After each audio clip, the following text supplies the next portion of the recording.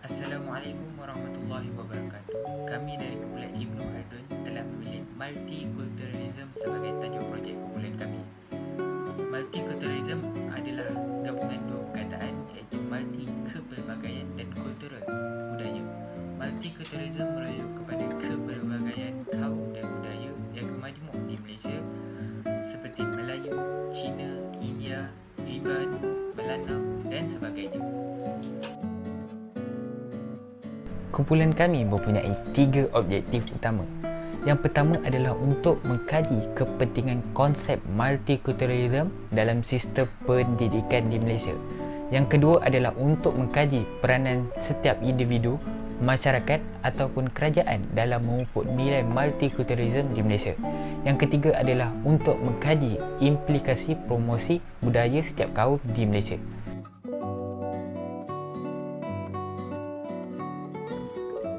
Seterusnya, bagi bahagian kaedah kajian, kumpulan kami menjalankan kajian perpustakaan yang mana dilakukan secara atas talian.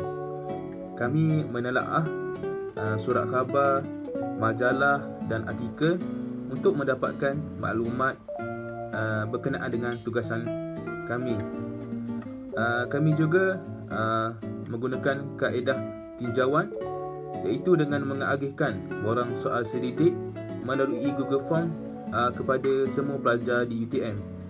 Daripada analisis Google Form tersebut, kumpulan kami dapat mengenal pasti sejauh manakah kefahaman mereka berkenaan isu multiculturalism ini. Untuk jangkaan awal dapatan kajian, kami berharap hasil daripada kajian ini kita dapat mengenali dan mengetahui dengan lebih mendalam tentang budaya kaum lain yang ada di Malaysia.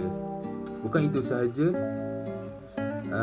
kami berharap agar kajian ini mendatangkan hasil supaya semua orang, terutamanya golongan mahasiswa dan mahasiswi, mengetahui dengan lebih mendalam mengenai kepentingan konsep multiculturalism dalam sistem pendidikan di Malaysia. Akhir sekali, kami dapat mengenal pasti peranan masing-masing peranan pelbagai pihak dalam mengekalkan dan menerapkan konsep multiculturalism dalam kalangan rakyat majmuk di Malaysia.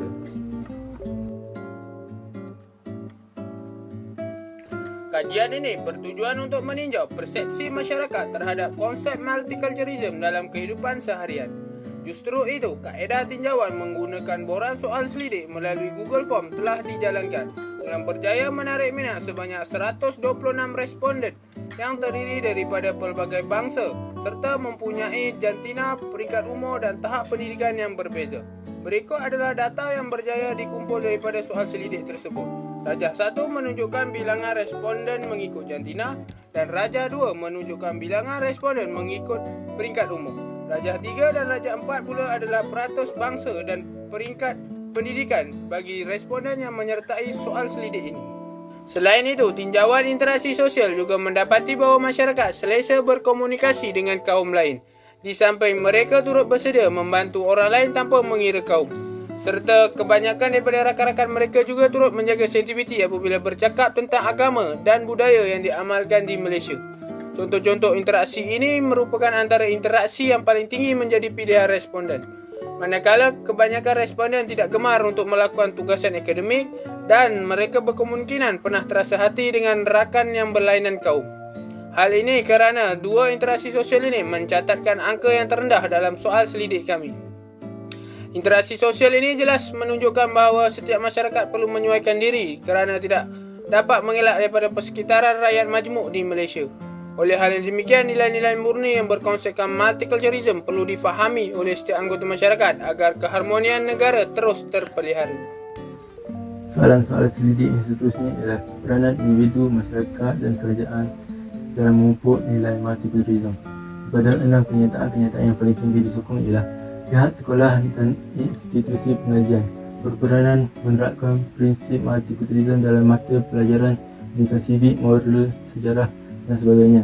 dan diikuti dengan kenyataan ibu bapa haruslah memberi galakan atau menjadi contoh kepada anak-anak dengan terlibat dalam aktiviti kemasyarakatan dan kenegaraan supaya nilai multikulturalisme dapat disemai dalam diri anak-anak sejak kecil lagi. Dan kenyataan yang paling tidak disokong ialah kerajaan dan masyarakat setempat perlu mengadakan pelbagai kempen kesedaran atau program seperti kemasyarakatan untuk mengemai prinsip multikulturalisme dalam diri individu. Dan soalan yang terakhir dalam soalan selidik ini ialah implikasi promosi budaya setiap kaum di Malaysia. Kenyataan yang paling tinggi disokong daripada tempat kenyataan ialah semangat kenegaraan atau cinta akan negara dapat dipupuk dalam diri rakyat Malaysia jika prinsip multikulturalisme dititik beratkan. Dan kenyataan yang kedua paling tinggi disokong ialah semua rakyat Malaysia yang terdiri daripada pelbagai kaum yang mengamalkan prinsip multikulturalisme akan faham peranan masing-masing dalam mewujudkan suasana aman dan harmoni supaya kestabilan negara dapat terus diperkukuh. Kenyataan yang paling tidak disokong ialah pemupukan prinsip multikulturalisme dapat melahirkan masyarakat yang saling bertoleransi dan menghormati antara satu sama lain. Seterusnya, perpaduan antara kaum di Malaysia akan terus terjamin.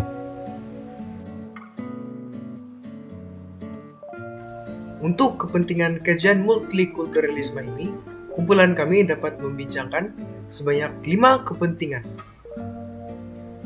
Yang pertama, kajian ini dapat meningkatkan jati diri individu serta memupuk nilai-nilai murni yang baik dalam kalangan masyarakat.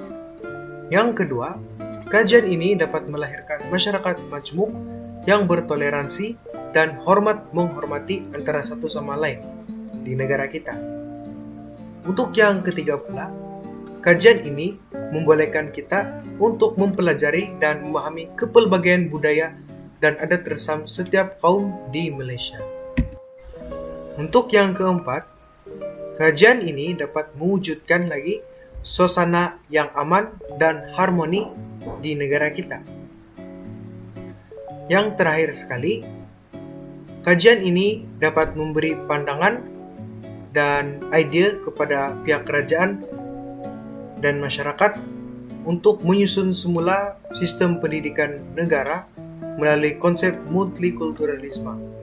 Sekiranya ini boleh diterapkan, nilai sama rata antara kaum dan bangsa dapat diterapkan lagi agar perpaduan kaum terus terjamin. Itu saja dari saya. Terima kasih.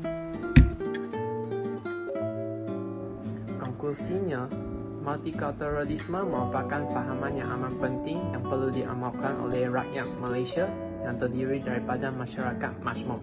Sebagai contoh, nilai-nilai murni yang berteraskan konsep multikulturalisme telah diterapkan dalam sistem pendidikan Malaysia, iaitu falsafah pendidikan kebangsaan.